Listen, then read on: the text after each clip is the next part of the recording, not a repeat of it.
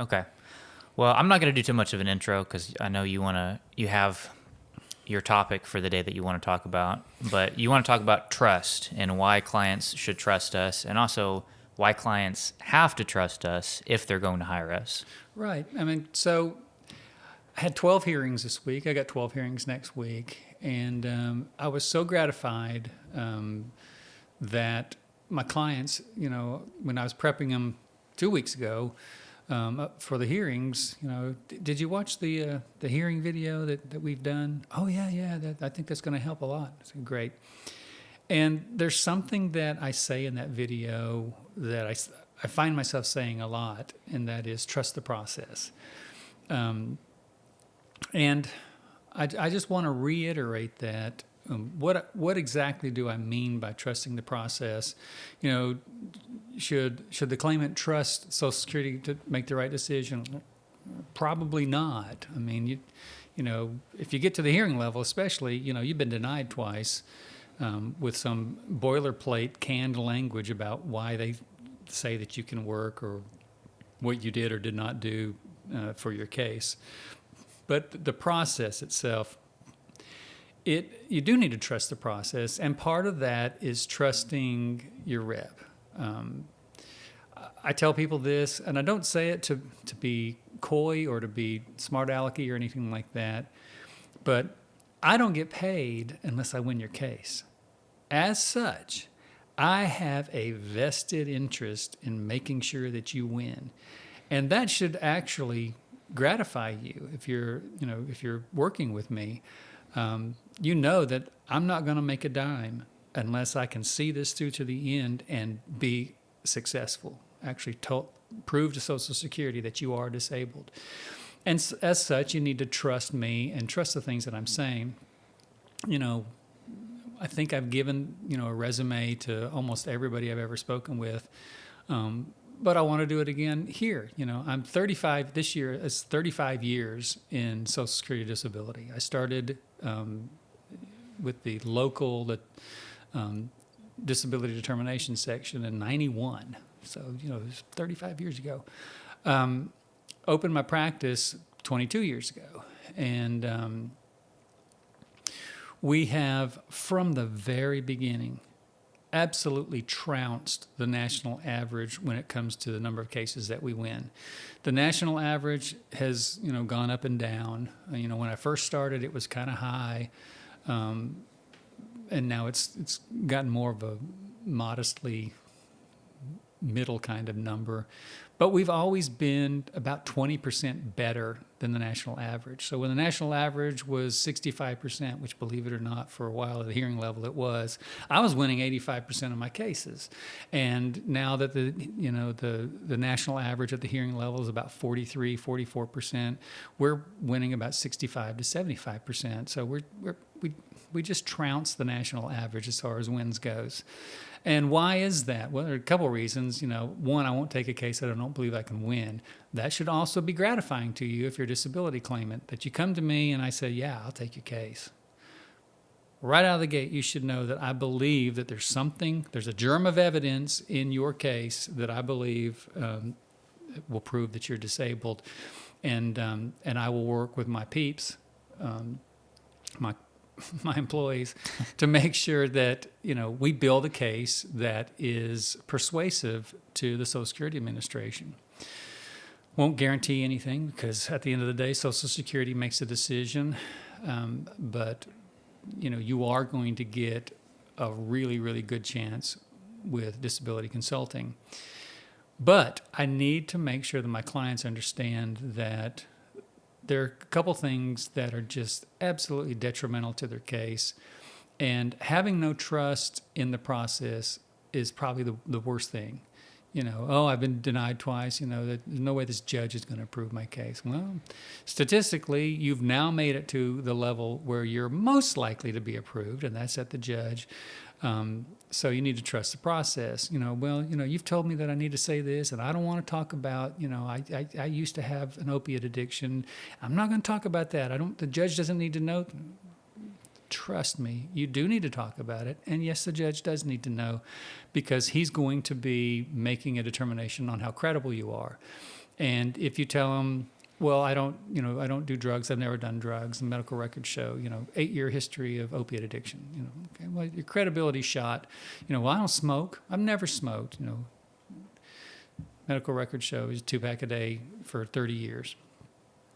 Those kinds of things.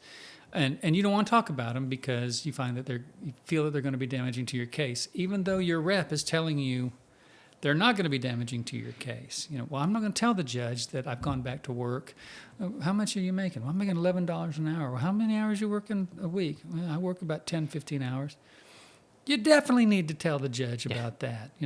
Why can't you work full time? There's no way. My body wouldn't let me work full time, but I'm not going to talk about my earnings because my Aunt Betty told me that if I talk about earnings, I'm not going to win. Okay, well, did you hire Aunt Betty to present your case? Because you did hire me to present your case, and I'm telling you, you do need to say that. First of all, it's the truth, and you need to always be truthful in a Social Security disability claim. And secondly, Aunt Betty don't know what she's talking about. So trusting the process means to trust your rep, and there are going to be some things that you're probably not going to like that we have to say. There are some embarrassing things, some embarrassing symptoms of some conditions. Crohn's disease. Well, Crohn's disease, we got to talk about bathroom habits, like how often do you go and stuff like that. You don't want to talk about that. Irritable bowel syndrome, same thing. You don't want to talk about that. And therefore, can we just skip that? No, you got to trust me. We're going to talk about that. First of all, you talk to your doctor about that. Well, look at the judges the same way. The judges, he or she, I guarantee you they've seen this and they've heard it, and there's nothing that you're going to say that's going to be so embarrassing to you that, they're going to laugh or snicker in the hearing. But they're going to get an idea, if you tell them the truth, how absolutely horrible it is for you. So, you got to trust me about that. It's hard to do, but you need to. What I see oftentimes is, my client has a distant relative. It's usually a cousin or an aunt or an uncle that are on disability, and they either got approved without a rep, or they're telling you they got approved in 3 weeks, which I guess could happen. I've never seen it. I've never seen it on a cancer case, but I guess it could happen. And if Aunt Betty's, promising you to God that, that happened, okay. But I'm telling you that that's not the way it is now. These are the normal wait times based on your age and your impairment and, what state you live in, because different states have different wait times, Drastically. Yeah. Well, God help you if you're in one of the states that, are taking 18 months to even get your case out of the local office to the disability determination section to start processing it. And one of those states is very close, and we've been dealing with them. I've actually talked to the state administrator of that state and basically said, this is absolutely unacceptable that my client has waited. He literally had waited 18 months, and when we called, we were calling every month, and we haven't launched it yet. We haven't launched it. It's still pending in the local office. What's taking so long?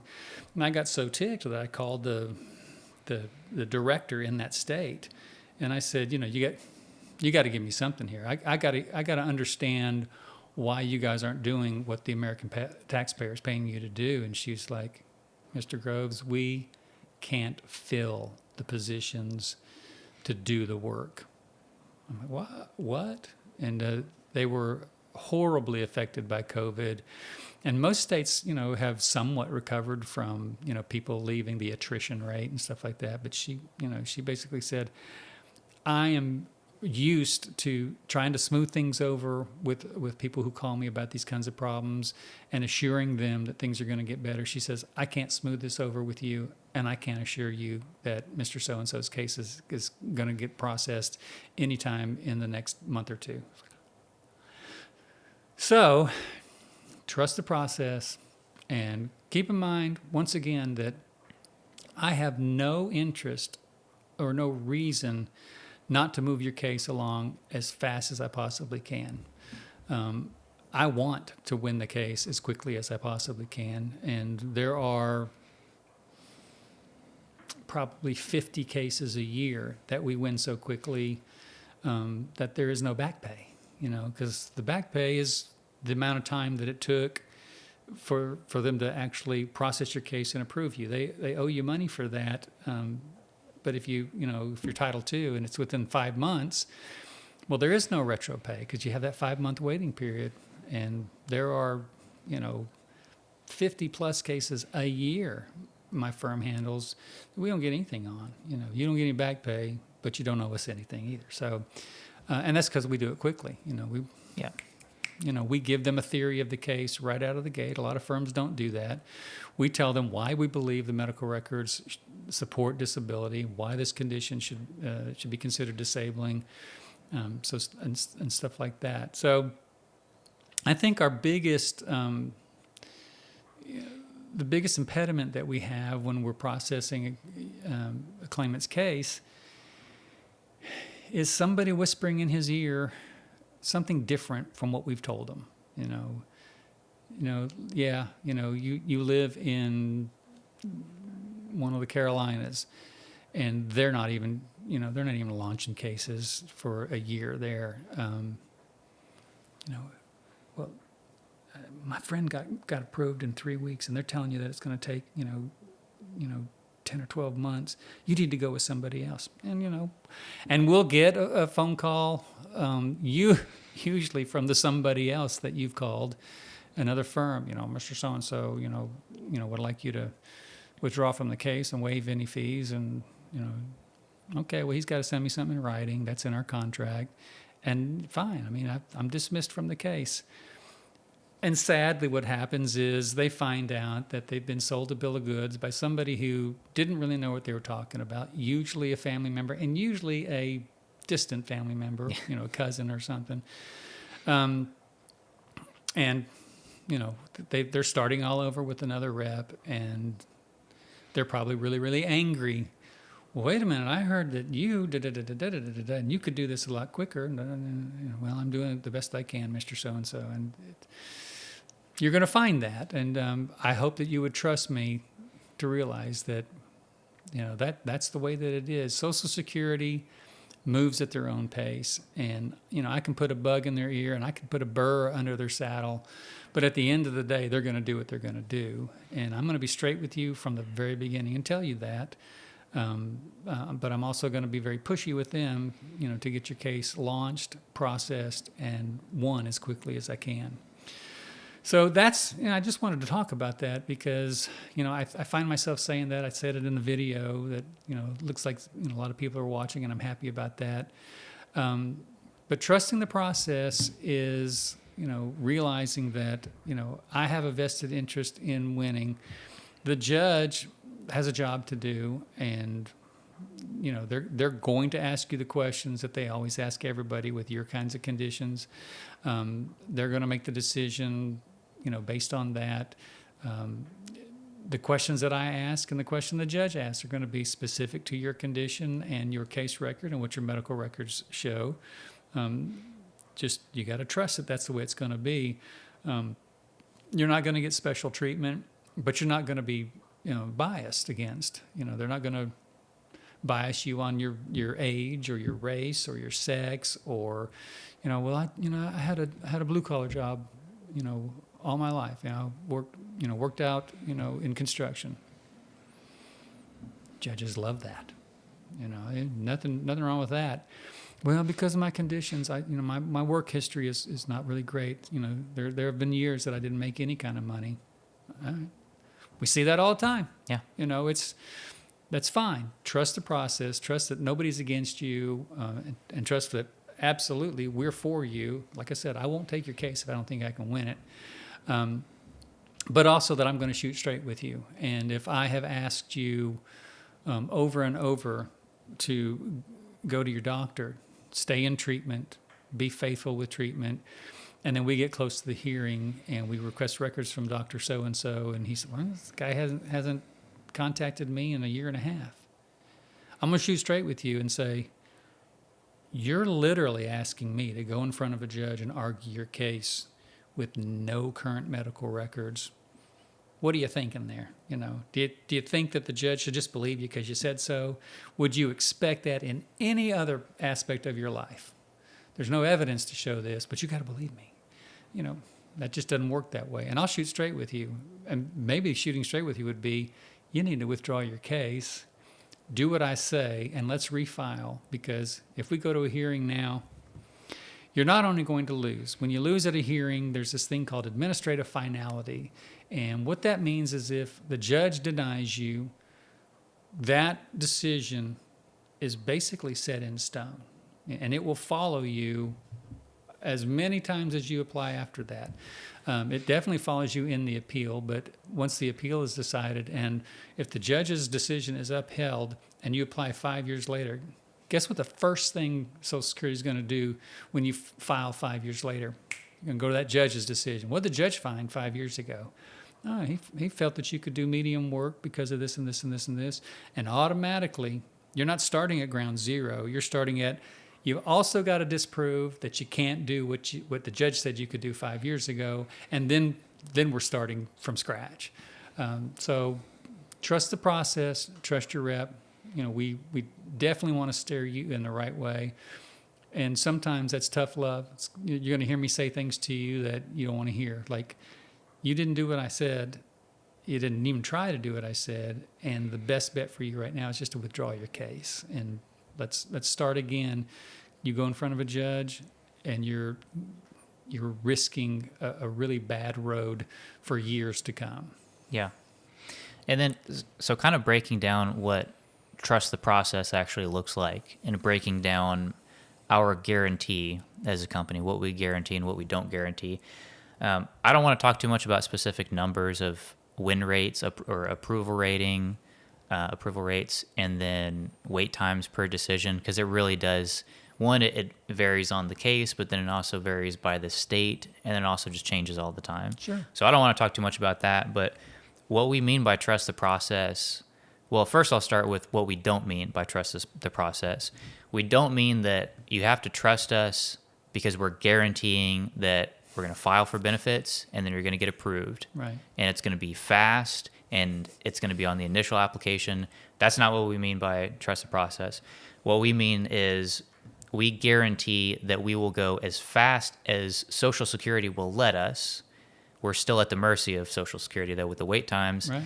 And then trust the process that if they deny you, if you're disabled and they make a horrible decision and they issue a denial, you got to trust that we will file the appeal and we'll go to the next step. Right. Because what the process is with disability, the filing the appeal is part of the process.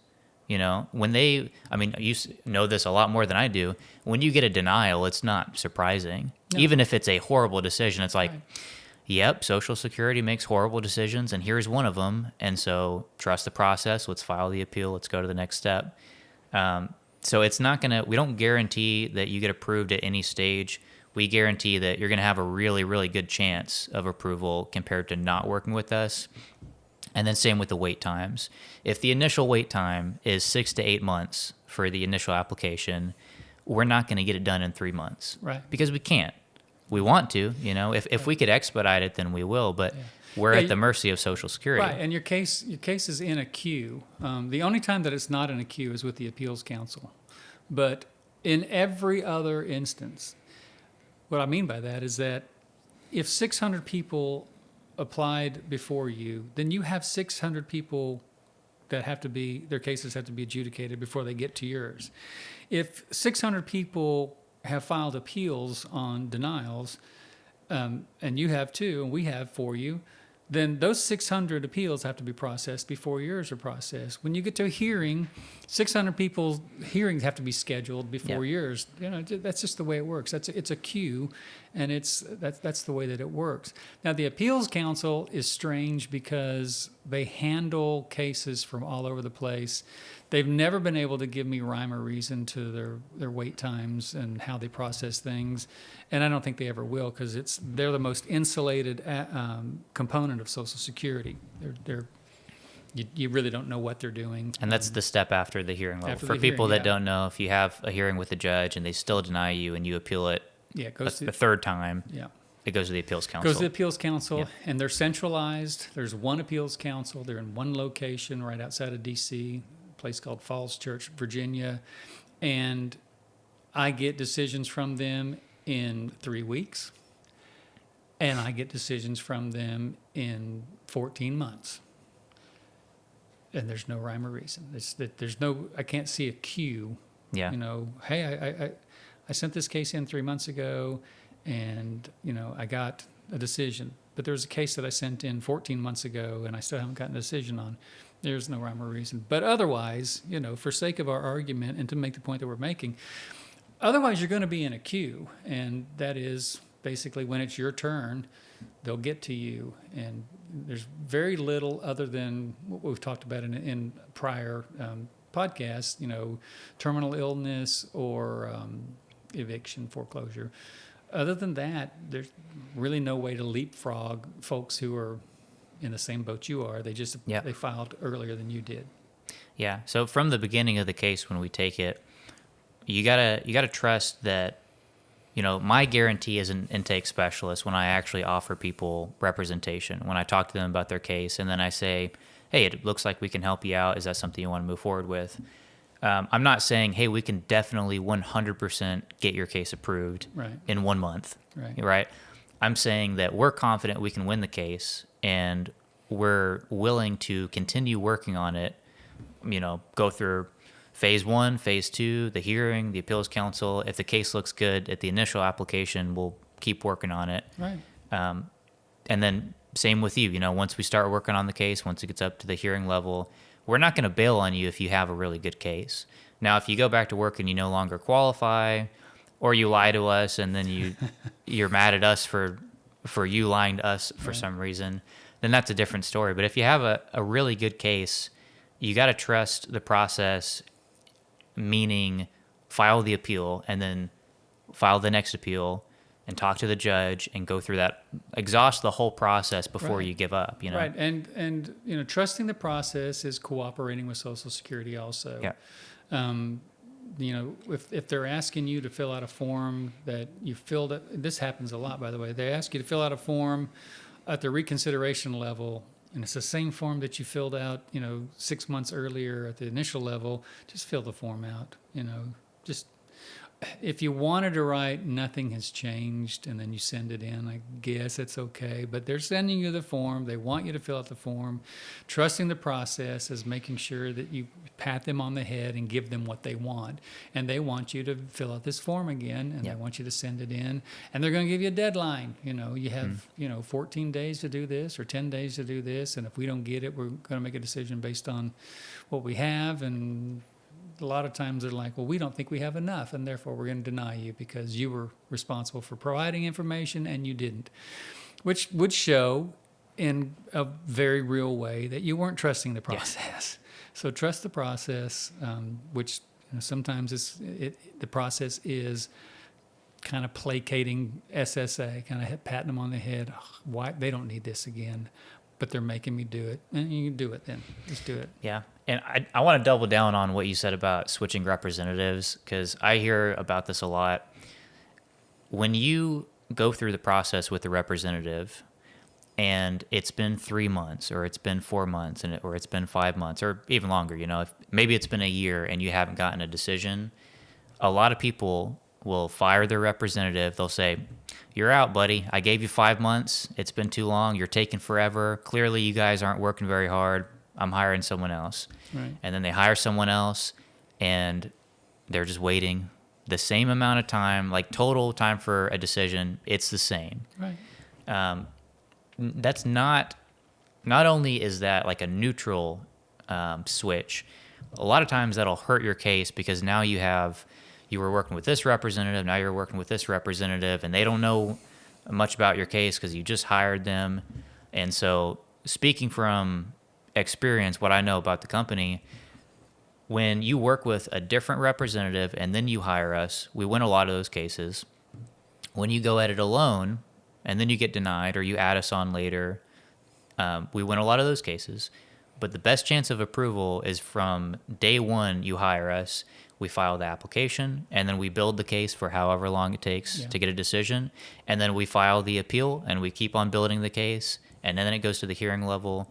You are significantly more likely to win your case if you, one, hire a representative in general, but you stick with the same representative and you let them build the case for maybe 2 years, Yeah. however long it takes to get a decision Yeah, and or that an is, approval. you know, it's not just me saying this. You know, a lot of the federal attorneys that we work with have said this, looking at our cases, and that is that you guys are really good at building a case, and I knew that. I knew that our employees are really, really good at making sure the evidence is up to date, making sure that if we can get an opinion, we have gotten an opinion from a provider. We make sure that everything's in the file that needs to be in the file before we take it in front of a judge and puff out our chest and tell the judge why Social Security should approve the case. We're really good at that. And again, part of trusting the process is maybe asking yourself, if you believe that we're not doing something that we should, if you believe that we're somehow just not putting any effort into winning your case at all, ask yourself why we would do that. Yeah. What's the benefit of just not putting forth an effort? What's the benefit? Well, I'm not going to build the case. I'm not going to call Social Security and ask them, it's been 7 months since, we send this in. Why haven't you made a decision? Which we do that all the time. What's the benefit of not doing any of that? Just kind of sitting on our hands and hoping for a decision. Because what's going to happen is that case is much less likely to be approved than one that we're puffing at our chest and pushing Social Security to approve. And I go back to, I have a vested interest in winning your case. I don't get paid unless I win. If I spend 2 years sitting on my hands and doing nothing except paying my employees, for all of their hourly work, and I don't win your case, you know how much you owe me? 0. But you know how much money that I've spent in those 2 years paying my employees? Okay, it can be substantial. There's no reason for me to sit on my hands and do nothing. Trust the process. I mean, just trust, logic. Yeah. Because I wouldn't be doing this unless I had a vested interest in you succeeding. And I do have a vested interest, not just monetarily, but, I like winning. And I absolutely love to prove that Social Security was wrong when they denied you. I love that. Yeah. Okay. Well, the way that I would summarize things, and it's pretty harsh, but, we win a lot of cases, more than the national average. We are significantly better at communicating than other firms. But don't hire us if you're not going to trust us. Yeah, absolutely. It's harsh, and I don't say that to be a jerk, and I know nothing you've said in this podcast is to be a jerk, but if you're not going to trust us, if you're not going to do what we say and follow our recommendations and treat us like professionals, just don't hire us. Yeah. Trusting the process is trusting our expertise. If you called us, if you picked up the phone to call us, I'm assuming that it's because you want some expertise in your case. Been doing this 35 years. I got expertise. But if I give you, my expertise and it is, when's the last time you saw somebody for that? Okay, well, you need to get into treatment right away. Nah, I'm not going to get into treatment. I don't know why you're even saying that. You're right. Don't hire us. We're not the firm for you. Right. If you're not going to do what we tell you to do, trusting the process, trusting our expertise, go somewhere else. There's tons of representatives out there. Go someplace else. Yeah. But you don't want to go with us. All right, cool. All right. Trust the process. Yep. If you have a question about your disability case, drop it in the comment section below, and we will do our best to answer it in the next episode.